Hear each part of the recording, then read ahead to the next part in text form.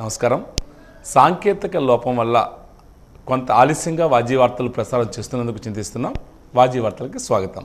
వివరాలకు వెళ్తే, కాంగ్రెస్ పార్టీ రాష్ట్ర అధ్యక్షురాలు వైఎస్ షర్మిల రేపు విజయనగరం పర్యటన చేస్తున్నారని కాంగ్రెస్ పార్టీ జిల్లా అధ్యక్షుడు విద్యాసాగర్ తెలియజేశారు. కాంగ్రెస్ పార్టీ కార్యాలయంలో ఈరోజు విద్యాసాగర్ మాట్లాడారు. కూటమి ప్రభుత్వ వైఫల్యాన్ని ఎండగట్టడానికి షర్మిల పోరాటం చేస్తున్నారని తెలియజేశారు. షర్మిల పర్యటన కాంగ్రెస్ పార్టీ నాయకులు విజయవంతం చేయాలని పిలుపునిచ్చారు. మెసానిక్ టెంపుల్లో రేపు కార్యకర్తలతో సమావేశం ఉంటుందని తెలియజేశారు. ఈ మీడియా సమావేశంలో కాంగ్రెస్ పార్టీ సీనియర్ నాయకులు కోట్ల మోహన్ రావు తదితరులు పాల్గొన్నారు.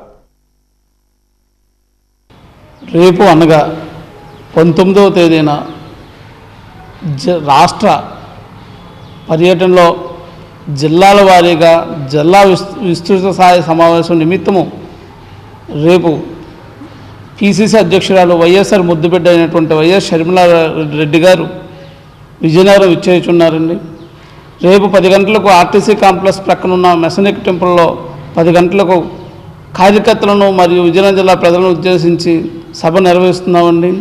ఈ కూటమి ప్రభుత్వం యొక్క పాలనను ఎండగట్టుటకే మరియు జిల్లాలో ఉన్న సమస్యలను ప్రజలకు కూటమి ప్రభుత్వానికి తెలియచేయటకు వస్తున్నారండి షర్మిలారెడ్డి గారు.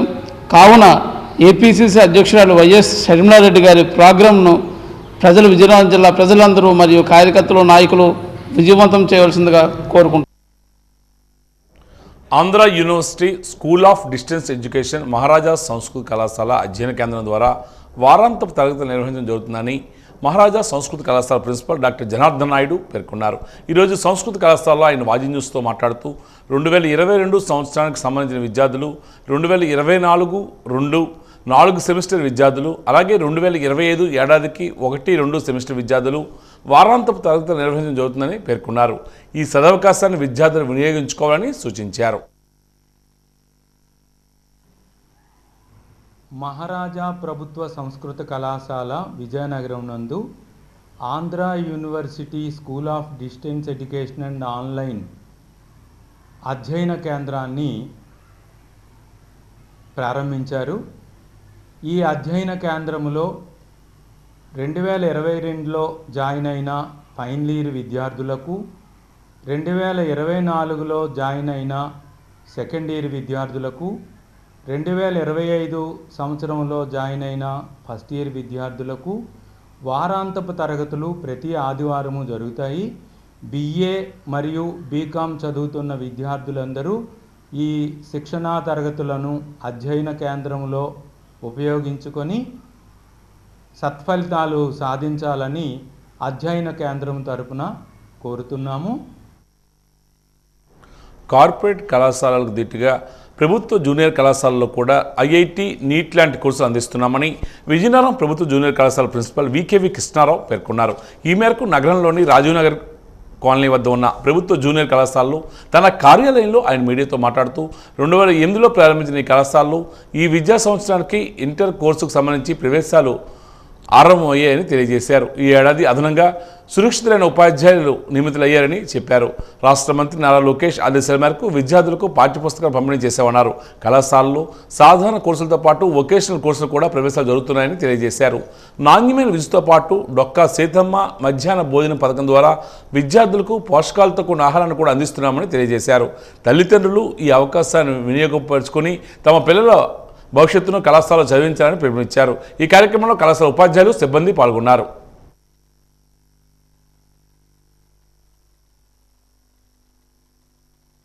ఈ కాలేజీలో ఈ సంవత్సరమే మనకి కొత్తగా కాలేజీకి 2008లో పెట్టిన కాలేజీ అయినప్పటికీ ఈ సంవత్సరం నుంచి మనకి కొత్తగా పోస్టులు శాంక్షన్ చేయడం జరిగిందండి. అన్ని సబ్జెక్టుల్లోని సుశిక్షితులైన ఉపన్యాసులైతే విద్యాబోధన జరుగుతున్నది. అడ్మిషన్లు కాలేజీలో జనరల్, వొకేషనల్ గ్రూపుల్లో జరుగుతున్నాయి. ఇంతవరకు మనకి కాలేజీలో ఫస్ట్ ఇయర్లో 180 మంది విద్యార్థుల వరకు జాయిన్ అయ్యారు. మనకి అడ్మిషన్లు లాస్ట్ డేట్ ఏమో మొన్నే మనకి 36/20/25 అంటే జూను ఎండింగ్ వరకు అడ్మిషన్లు చేసుకోవడానికి పర్మిషన్ ఇచ్చారు. ఈ కళాశాలలో సెకండ్ ఇయర్ ఈ సంవత్సరం కొత్తగా ఏప్రిల్ 2వ తారీఖు నుంచి క్లాసులు స్టార్ట్ చేయడం జరిగింది. ఏప్రిల్ 23 వరకు క్లాసులు నిర్వహించడం జరిగింది. తర్వాత మళ్ళీ జూన్ 2వ తారీఖున కళాశాల రీఓపెనింగ్ చేయడం జరిగింది. కళాశాల రీఓపెనింగ్ ఏప్రిల్లోనే సెకండ్ ఇయర్ విద్యార్థులకి మొట్టమొదటిసారిగా కళాశాలలో వచ్చిన వెంటనే వాళ్ళకి పాఠ్య పుస్తకాలు, నోట్స్ పుస్తకాలు, సైన్స్ స్టూడెంట్లకి 6 రూల్ పుస్తకాలు, 6 వైట్ పేపర్ బుక్స్, ఆర్ట్స్ స్టూడెంట్లకేమో 5 rule paper books, 5 white paper books ఇవ్వడం జరిగింది. తర్వాత ఈ సంవత్సరం నుంచే కొత్తగా మన గౌరవ ప్రభుత్వ విద్యాశాఖ మంత్రివర్యులు గవర్నమెంట్ కాలేజీలో కూడా కార్పొరేట్ కాలేజీ తరహాగా ఎంసెట్, నీటు, ఐఐటి ఈ దీంట్లో కూడా సీట్లు సాధించాలనే సదుద్దేశంతో స్పెషల్గా ఈ సంవత్సరం నుంచి వారికి ఐఐటి, నీటు సంబంధించిన మెటీరియల్ కూడా అందజేయడం జరుగుతుంది. యోగా ద్వారా శారీరకంగా, మానసికంగా ఏకీకృతం చేసి వసుదైక ఆరోగ్య కుటుంబాన్ని ఏర్పాటు చేసేందుకు యోగాంధ్ర 2025 కార్యక్రమం ఎంతగానో దోహదపడుతుందని విజయనగరం నగరపాలక సంస్థ కమిషనర్ నల్లయ్య అన్నారు. ఈరోజు స్థానిక కాళీఘట్ కాలనీ ఏసీబీ కార్యాలయం వద్ద యోగాసనాలు నిర్వహించారు. అనంతరం ర్యాలీ చేపట్టారు. యోగా శిక్షకులు యోగాసనాల ఆవశ్యకతను వివరిస్తూ అందరూ యోగా ప్రక్రియలు చేపట్టే విధంగా శిక్షణ ఇచ్చారు. ఈ సందర్భంగా కమిషనర్ నల్లయ్య మాట్లాడుతూ రాష్ట్ర ప్రభుత్వం యోగాంధ్ర 2025 కార్యక్రమాన్ని పెద్ద ఎత్తున నిర్వహిస్తుందని తెలియజేశారు. ఇందులో భాగంగా నెల రోజుల పాటు యోగాసనాలు నిర్వహించడమే కాకుండా యోగా పట్ల ప్రతి ఒక్కరిని చైతన్యవంతులు చేసేందుకు అవకాశం ఉంటుందని తెలియజేశారు. నగరపాలక సంస్థలో యోగాంధ్ర శిక్షణ కార్యక్రమంలో భాగంగా ప్రతిరోజు యోగాలో శిక్షణ ఇవ్వడం జరుగుతుంది. సుప్రసిద్ధ యోగా గురువులతో ప్రతిరోజు శిక్షణ ఇవ్వడమే కాకుండా ప్రతి సచివాలయంలో కూడా ప్రతి సెక్రటరీ 70 మందికి శిక్షణ ఇవ్వడం జరుగుతుంది. ఈరోజు ఈ ఏసీబీ ఆఫీస్ దగ్గర మేము యోగాసనాల్లో శిక్షణ కార్యక్రమం పెంచడం జరిగింది. రేపు కోట జంక్షన్లో ఈ యోగాసనాల శిక్షణ కార్యక్రమం ఉంటుంది, రేపు ఎల్లుండి కూడా. కాబట్టి పెద్ద ఎత్తున ఔత్సాహిక ప్రజలందరూ కూడా ఈ యోగా శిక్షణలో పాల్గొని విజయవంతం చేయాల్సిందిగా కోరుతున్నాం. విజయనగరంలోని రింగ్ రోడ్లో ఇండియన్ ఓవర్సీస్ బ్యాంక్ 2వ బ్రాంచ్ను విశాఖపట్నం రీజనల్ మేనేజర్ రవికుమార్ గుప్తా ఈరోజు ప్రారంభించారు. ఈ సందర్భంగా ఆయన మాట్లాడుతూ ఇండియన్ ఓవర్సీస్ బ్యాంక్ సేవలను విస్తృతపరుస్తున్నామని తెలియజేశారు. గృహ రుణాలు, బంగారు రుణాలు, రైతుల రుణాలు, వాహనాల రుణాలు, అన్ని రకాల రుణాలను ఖాతాదారులకు అందుబాటులో ఉంచామన్నారు. బ్యాంకు సేవలను విజయనగరం ప్రజలు వినియోగించుకోవాలని సూచించారు. ఈ కార్యక్రమంలో chief manager Srinivasarao, branch manager Suresh పాల్గొన్నారు.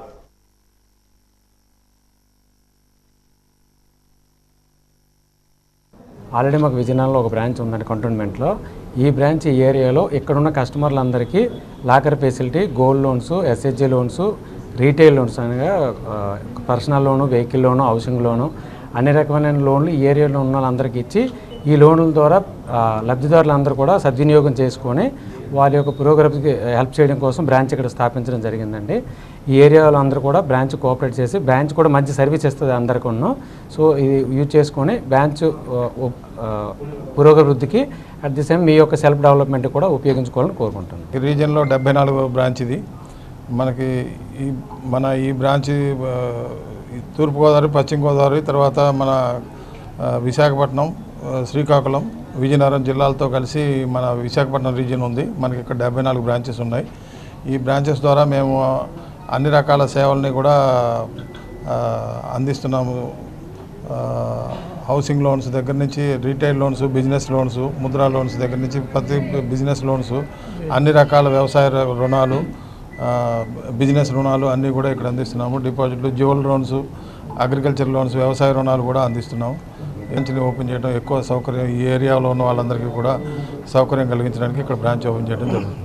So this is our second branch of Indian Overseas Bank in Vijayanagaram district, and total Indian Overseas Bank is having 10 branch in this district and all, and IOB is offering housing loan, vehicle loan, retail loan, MSME loan at very competitive rate. And Reposit also, we are one of the best bank who are offering rate of interest for deposit. And hopefully after opening of this branch and all, our Vijayanagaram Ring Road branch will grow and we can contribute in the development of this Vijayanagaram district and all. Thank you all of. ఈ నెల 21వ తేదీన విశాఖపట్నంలో జరగనున్న యోగాంధ్ర కార్యక్రమానికి జిల్లా విద్యాశాఖ తరపున 3760 మంది విద్యార్థులను భీమిలి పంపించడం జరుగుతుందని జిల్లా విద్యాశాఖ అధికారి మాణిక్యం నాయుడు పేర్కొన్నారు. కలెక్టరేట్లో తన ఛాంబర్లో ఆయన ఈరోజు వాజీ న్యూస్తో మాట్లాడారు. కేజీబీవీ మోడల్ స్కూల్ విద్యార్థులను భీమిలి పట్టణంలో జరిగే యోగా కార్యక్రమానికి బస్సుల ద్వారా తరలించడం జరుగుతుందని తెలియజేశారు. జిల్లాలో ఉన్న ఆయా పాఠశాలలో 21న యోగా కార్యక్రమాన్ని కూడా నిర్వహిస్తున్నామని తెలియజేశారు. ఉపాధ్యాయులు విద్యార్థులు యోగా యాప్ను రిజిస్టర్ చేసుకోవాలని సూచించారు.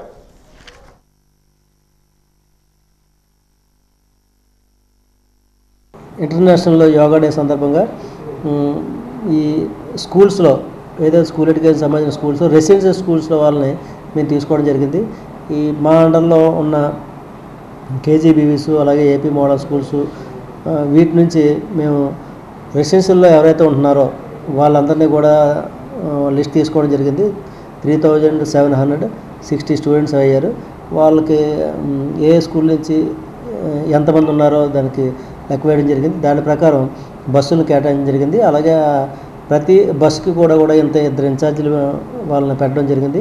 దీని ప్రకారంగా వాళ్ళకి ఒక ప్లాన్ ఆఫ్ యాక్షన్ ఇవ్వడం జరిగింది. ఆ ప్లాన్ ఆఫ్ యాక్షన్ ప్రకారం ఏంటంటే మనకి విజయనగరం సంబంధించి ఏంటంటే భీమునిపట్నంలో కంపార్ట్మెంట్స్ కేటాయించడం జరిగింది. ఆ కంపార్ట్మెంట్స్కి మన నుంచి విజయనగరం నుంచి స్కూల్ పిల్లలందరూ కూడా వెహికల్స్లో అక్కడ భీమునిపట్నం వాళ్ళకి ఏదైతే కేటాయించారో కంపార్ట్మెంట్స్ ఆ కంపార్ట్మెంట్స్కి వాళ్ళు వెళ్ళి వాళ్ళు ప్రదర్శించవలసి ఉంటుందన్నమాట 21ని.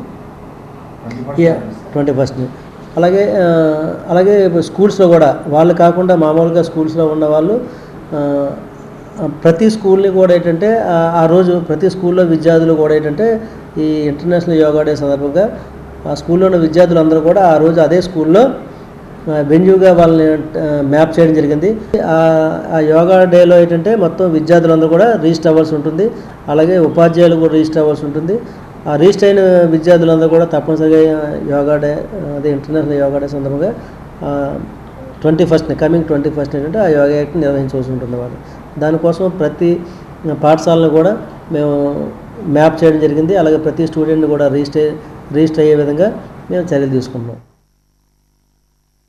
ఈ నెల 21వ తేదీన విశాఖపట్నంలో ప్రధానమంత్రి నరేంద్ర మోడీ ప్రతిష్టాత్మకంగా చేపడుతున్న యోగాంధ్ర కార్యక్రమాన్ని విజయవంతం చేయాలని భారతీయ జనతా పార్టీ సీనియర్ నాయకులు గ్రంథి కృష్ణమూర్తి పిలుపునిచ్చారు. తోటపాలెంలోని పార్టీ కార్యాలయంలో ఆయన మీడియాతో మాట్లాడారు. యోగా చేయడం వల్ల సంపూర్ణ ఆరోగ్యం సాధ్యమని స్పష్టం చేశారు. 11 సంవత్సరాలు ప్రధాని మోడీ భారతదేశాన్ని ప్రజల్లో నడిపించారని తెలియజేశారు. అంతర్జాతీయ యోగా దినోత్సవం సందర్భంగా చేపడుతున్న కార్యక్రమాన్ని కూటమి ప్రభుత్వ నాయకులు ప్రజలు విజయవంతం చేయాలని పిలుపునిచ్చారు. ఈ మీడియా సమావేశంలో BJP SC Morcha general secretary Somu Mahesh, BJP senior కార్యకర్త వర్మ పాల్గొన్నారు. ప్రధానమంత్రి మోడీ గారు వచ్చి మన అందరికీ కూడా యోగా డే నాడు యోగా నిర్వహిస్తున్నారు. ఈ యోగా చేయడం వల్ల ప్రతి ఒక్కరికి ఆరోగ్యము సంపూర్ణమైన ఆరోగ్యం లభిస్తుంది. వైద్యం కన్నా యోగా వల్ల ఆరోగ్యం లభిస్తున్నది. దాన్ని ప్రపంచవ్యాప్తంగా యోగా డేని విస్తృతపరిచిన మోడీ గారు విశాఖపట్నం వస్తున్నారు. దీనికి మొత్తం కూటమి ప్రభుత్వం బీజేపీ, తెలుగుదేశము, జనసేన పార్టీలు మొత్తం ప్రజలు 50 మంది కూడా పాల్గొని ఈ యోగా డే అనేది ఎంత ముఖ్యమో, అలాగే మన ప్రధానమంత్రి గారు మన దేశాన్ని ప్రపంచంలోనే ఏ స్థాయికి తీసుకెళ్లారనేది అందరికీ తెలుసు. మన ఇంతకుముందు పుల్వామా దాడిలో కానీ, మన పహల్గామా దాడిలో కానీ, ఇప్పుడు కూడా మన దేశం మీద శత్రు దేశాలు కాలు దువ్వుతుండేవి. కానీ మోడీ గారు వచ్చిన తర్వాత మన పహల్గామా దాడి జరిగిన తర్వాత సింధూర్ ఆపరేషన్ పాకిస్తాన్ మీద ప్రకటించి పాకిస్తాన్ గడగలాడించి యావత్ ప్రపంచంలో కూడా పాకిస్తాన్ ఒక దోషి, ఒక ఉగ్రవాదాన్ని పంచిపోషిస్తున్న దేశంగా నిరూపించాడు. ఉత్తరాంధ్ర ఆరాధ్య దైవం, కోరిన కోరికలు తీర్చే కల్పవల్లి, శ్రీ పైడితలమ్మవారి దేవస్థానం కార్యనిర్వహణ అధికారినిగా శిరీష ఈరోజు కార్యాలయ ఆవరణలో బాధ్యతలు చేపట్టారు. ముందుగా అమ్మవారిని దర్శించుకుని ప్రత్యేక పూజలు నిర్వహించారు. అనంతరం ఆమె మీడియాతో మాట్లాడుతూ ఆలయ అభివృద్ధికి పూర్తి స్థాయిలో కృషి చేస్తామని స్పష్టం చేశారు.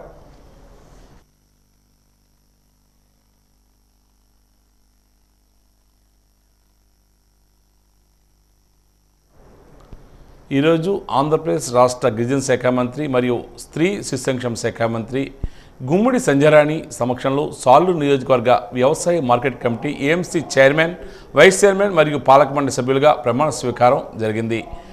సంధ్యారాణి ఈ సందర్భంగా మాట్లాడుతూ రైతులకు అన్ని విధాలుగా ఈ పాలకవర్గం అందుబాటులో ఉండాలని, ఎటువంటి సమస్య వచ్చినా వెంటనే ఫోన్ కాల్కి రెస్పాండ్ అయ్యి సమస్యను పరిష్కరించాలని పాలకవర్గానికి ఆమె సూచించారు.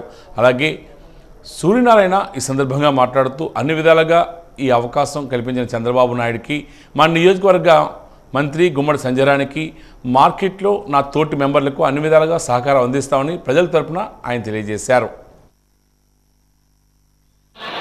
నా మాట వింటావంటే ఒకటే మాట అన్నాడు, సార్ మీరు ఏది చెప్తే అది వింటాను సార్, పదవే కాదు సార్, ప్రాణం వదిలేమన్నా వదిలేస్తాను సార్ అన్నాడు.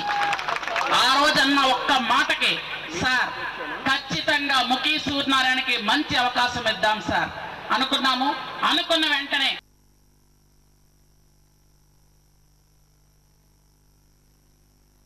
నేను గెలిచిన వెంటనే ముఖీ సూర్యనారాయణకి అవకాశం ఇవ్వాలి అని ఈరోజు ఖచ్చితంగా మార్కెటింగ్ కమిటీ చైర్మన్ మా సోదరుడికి ఇవ్వడం జరిగింది. ఎందుకంటే మాట మార్చలేదు, మాట తడబడలేదు, అక్కడ చెప్పింది చెప్పినట్టుగా వచ్చి ఇక్కడ మనం ఆయన అలాగే ఆయన ప్రవర్తించారు కాబట్టి ఆయనకి గౌరవం ఇవ్వాలి అని అనుకున్నాము. అతని పేరు చంద్రబాబు నాయుడు గారికి చెప్పగానే శభాష్ ఇవ్వండి అన్నారు. అది ఒక కార్యకర్తకు వచ్చినటువంటి గౌరవం. కార్యకర్తలు ఎప్పుడు కూడా కష్టపడి పనిచేస్తే కార్యకర్తలకు విలువ, గుర్తింపు, గౌరవం వస్తుందనడానికి ఈరోజు ఈ చైర్మన్, ఆ వైస్ చైర్మన్, ఆ మెంబర్లే ఉదాహరణ అని మరొక్కసారి మీ అందరికీ తెలియజేసుకుంటున్నాను. ఏ బుక్ పట్టుకోలేదు, ఇంకా లోకేష్ బాబు చేతిలో ఏదైనా బుక్ ఉందేమో అని ముందే పారిపోతున్నారు. అంటే ఇలాంటి పరిస్థితుల్లో అబద్ధాలు ఆడుకొని తిరుగుతున్నారు. ఇంకా నిన్నటికి నిన్న ఇంత డబ్బులేస్తూ ప్రతి తల్లికి ఆసరాగా ఉంటూ ప్రతి బిడ్డకి భరోసా ఇస్తూ తల్లికి వందనం అందరికీ పడుతుంటే డబ్బులు పడలేదు అని చెప్పుకొని తిరుగుతున్నారు. అంటే అలాంటి వాళ్ళని ఏం చేయాలి చెప్పండి ఒకసారి మీరు.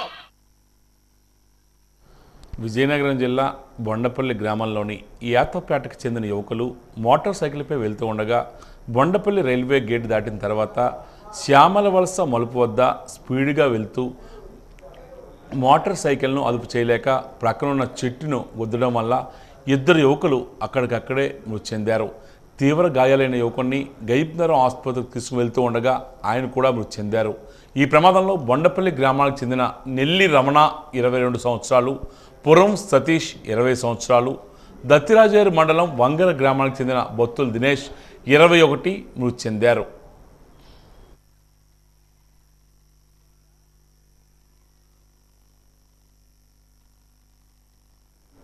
వాజీ వార్తలు ఇంతటితో సమాప్తం. నమస్కారం.